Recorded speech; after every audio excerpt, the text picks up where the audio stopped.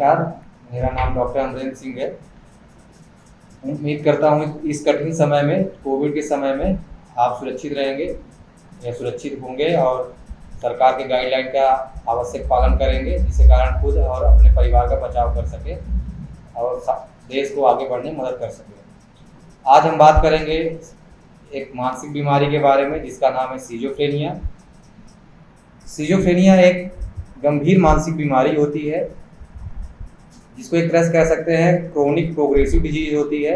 अगर सही समय पर इसको पहचान करके इलाज ना किया जाए तो इसके कारण मनुष्य के फीलिंग, उसके थिंकिंग प्रोसेस में और उसके बिहेवियर में बहुत सारे बदलाव आ जाते हैं और धीरे धीरे मनुष्य की काम करने की शक्ति, अपने आप के ख्याल रखने की शक्ति, पारिवारिक जिम्मेदारियां, ये सब डिस्टर्ब हो जाती हैं, जिसके कारण मरीज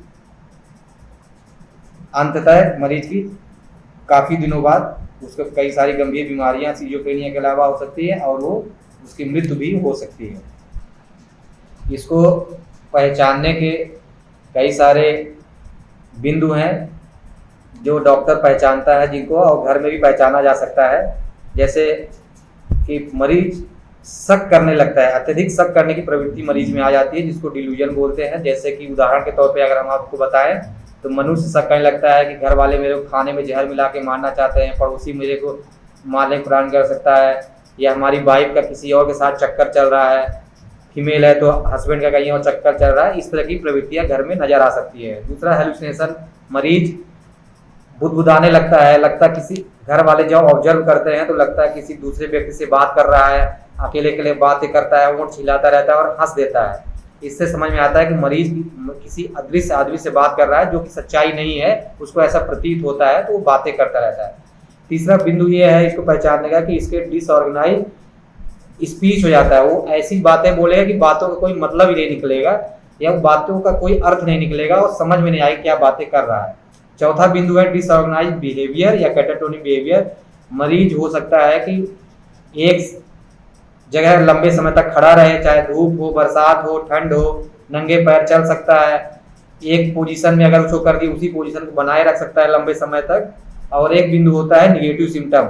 मरीज को किसी से कोई मतलब नहीं है, अकेले अकेले चुपचाप बैठा रहता है, कोई काम करने की प्रवृत्ति नहीं रहेगी, बिल्कुल सुस्त बैठा रहेगा और अपने ही दुनिया में खोया रहेगा। इन 5 बिंदुओं में से कोई 2 बिंदु होना आवश्यक है इस बीमारी को बनाने के लिए, और उन 2 बिंदुओं में से कम शुरू के जो 2 बिंदु हैं, 3 बिंदुओं में से एक होना चाहिए, जैसे चाहे डिल्यूजन, चाहे हेलुसिनेशन, चाहे डिसऑर्गेनाइज स्पीच। इनमें से कोई एक मिल जाए तो भी बना सकते हैं।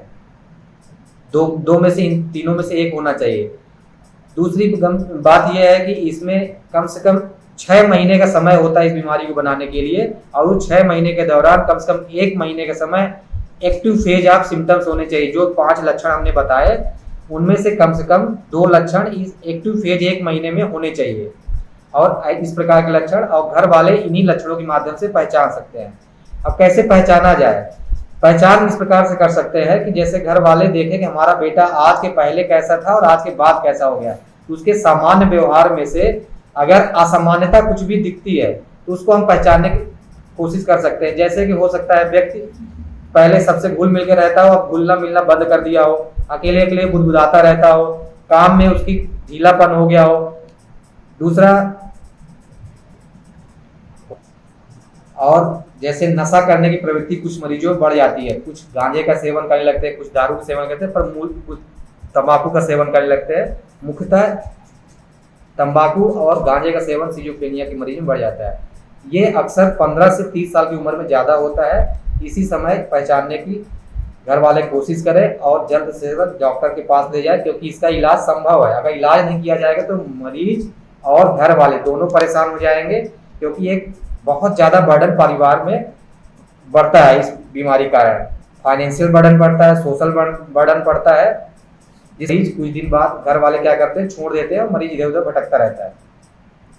इसका सही समय पे इलाज करने से बीमारी को जड़ से खत्म किया जा सकता है, और इसको इलाज करने के लिए कुछ बढ़िया दवाइयाँ उपलब्ध है, जो कि मानसिक डॉक्टर के संपर्क में आने से वो अपने विवेक से कुछ दवाइयाँ प्रिस्क्राइब करेंगे।